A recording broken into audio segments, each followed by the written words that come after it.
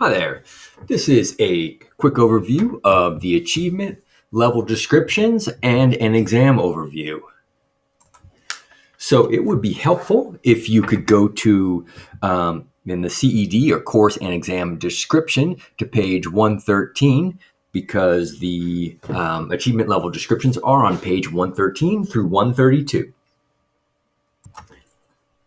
And the achievement level descriptions describes what our students should be able to do in the interpretive mode, the interpersonal mode, and the presentational mode. So take a minute maybe and read the achievement level descriptions or the what's on this slide, as well as the introduction on page 113.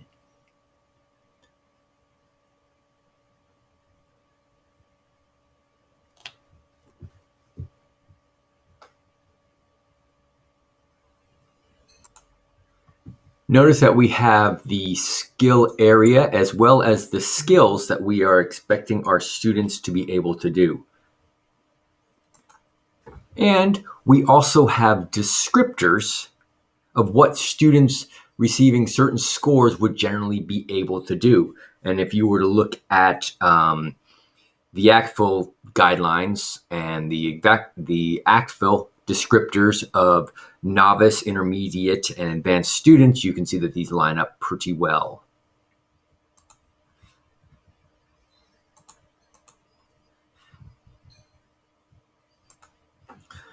So if we take an example here, like the interpersonal mode, the part of what you can see on page 119, you can see our area level descriptions. I'm going to ask you here how you might use these with your students, and then I will tell you how I use them with mine. So often our students want to know what they did wrong. They want to know, what did you take points off of? And I think it's a much better pedagogical approach with students to tell them what they could do in the future to improve. Such as, well, I had that conversation and I answered all the questions. And you might say, well, it was partially understandable, and I had to interpret a lot of what you said. And the student might say, well, why? Well, it demonstrated a limited control of grammar because I asked questions about, bueno, ¿a dónde fuiste ayer? Y me contestaste, voy al parque. So there was an understanding, but the way the student responded in this interpersonal communication was not comprehensible. Also, how we can help our students, what's a common term we've used the last couple of years? Level up. How do we help our students level up? Well, you use simple sentences and phrases. Well, you can make it better by using simple, compound, and maybe complex structures. And here's how you do that. And then maybe the student will think about that more and then practice more using compound and complex sentences so it becomes automatic, and thus they will increase their proficiency.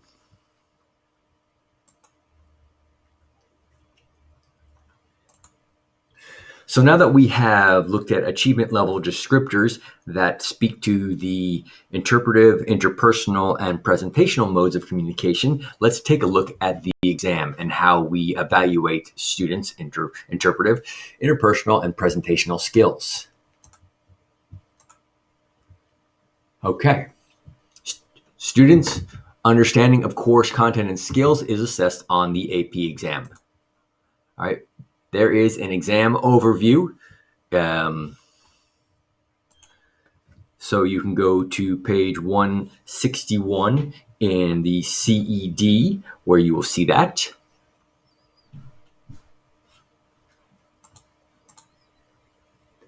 We talk about how student learning is assessed on the AP exam.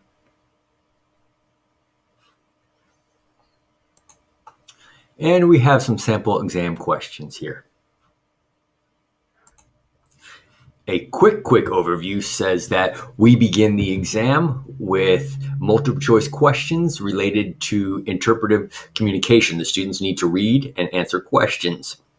Then the students need to read, listen, and answer questions.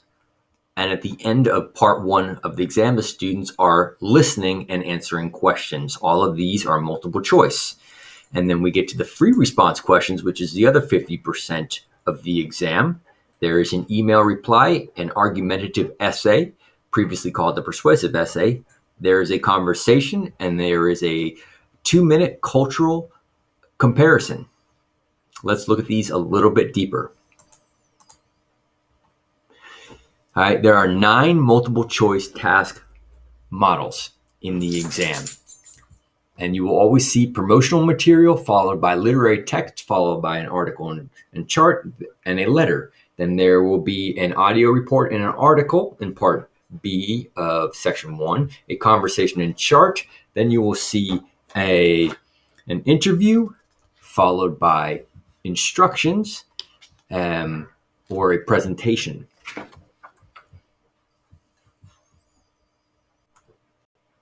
If you take a quick look in the exam information, you will see where it describes section 1. It has all of the sections that students will be responsible for in the interpretive part of the exam, as well as the skills assessed by SET.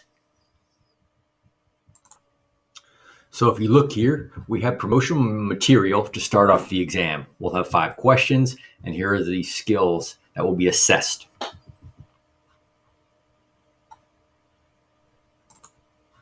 Following, the students will make a reply to an email. They will need to reply in the formal register, provide an appropriate greeting and closing, respond to 2 questions, and ask for more information about something mentioned in the email. And this is the same across the world language and culture exams.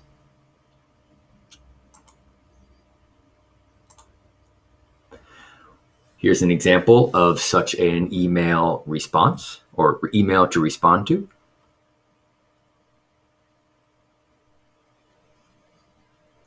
You can see the student has un saludo. They have to read.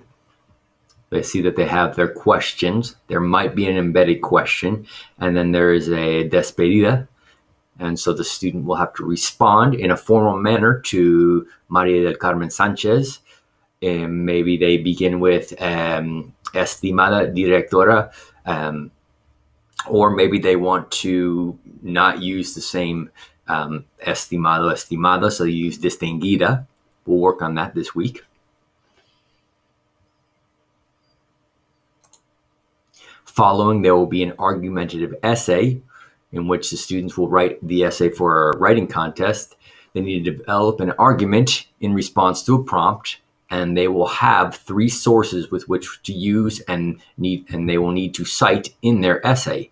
It'll be an article, a chart, table, graph, or infographic, and then finally an audio source.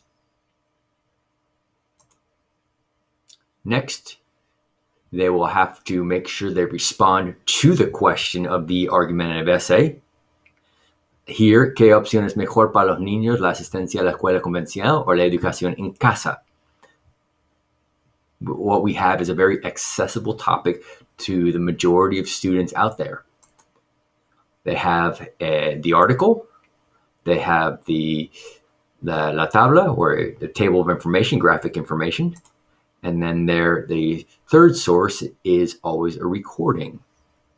And generally, you would have different points of view provided by the written source and the audio source. Following that, they will have a conversation, which they will have with, it could be anybody, but it has generally been an informal conversation.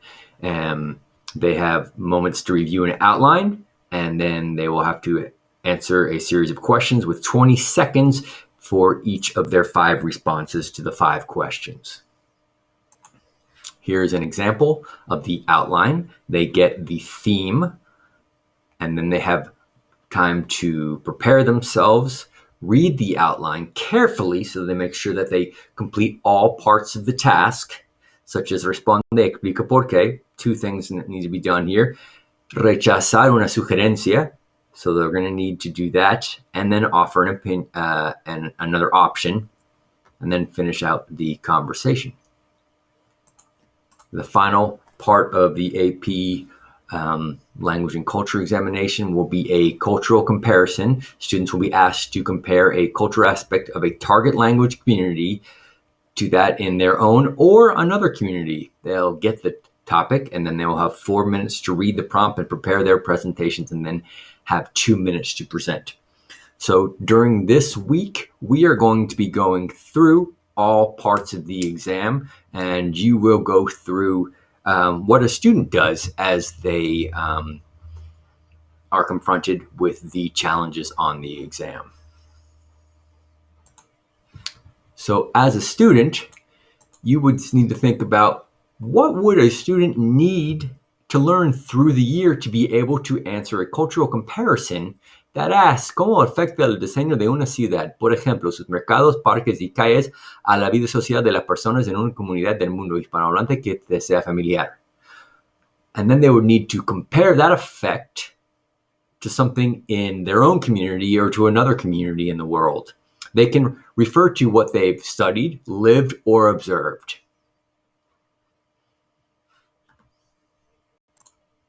So as we walk through this week, we will also look at the scoring guidelines. We will go through a mini reading or analysis of student work and decide what's been a strong performance, what's a good performance, what's a fair performance, weak, and poor, because students are earned a score based on the preponderance or the majority of evidence that they provide. We're not looking for perfection. So a strong essay, a strong comparison, a strong conversation does not necessarily mean that it's perfect or that it doesn't have errors. It means that it fits our rubric. And during this week, rather than thinking about, well, how do we grade our students, is how do we look at these performance descriptors? How do we look at what the students do in class? How do we build our lessons and our units to help students move from weak performance to fair performance, from fair to good? Or maybe you already have some strong performance, but how do we make them better? What are the suggestions that we give? How can we use this course and exam description to help us use the correct language to tell students to help them level up?